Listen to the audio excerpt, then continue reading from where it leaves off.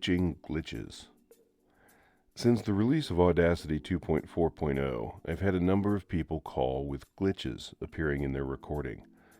These typically appear as a very short set of zero amplitude samples within the recording, which creates a noticeable blemish in the audio upon playback. If you zoom way in on the waveform, they look like this, just kind of a flat spot. These glitches are a result of the additional computational work Audacity is doing in the newer versions.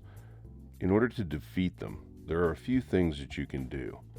First and foremost, only keep the programs you absolutely need open while recording. Usually this means Audacity and whatever program you use to view your script, if you read your script on the same computer where you record. If you use a tablet for your script, that's even better in terms of reducing load on the computer's processor, or CPU. Web browsers are particularly big hogs on system resources like CPU and memory. If you have to have a browser open while recording, make sure you only have the page you need open. Second, change a couple of settings in Audacity to work in your favor. The biggest of these is in the Transport menu under Transport Options, and it's Overdub. This option controls whether Audacity plays back other tracks while you're recording.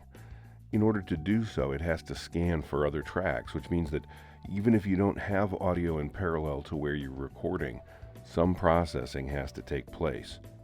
For VO work, this behavior is completely unnecessary, even unwanted. Uncheck that option. Here's an added benefit. When you're doing pickups, you don't have to mute the original track while you're recording the pickup on another track. It's a small savings in time, but every little bit adds up in the long run.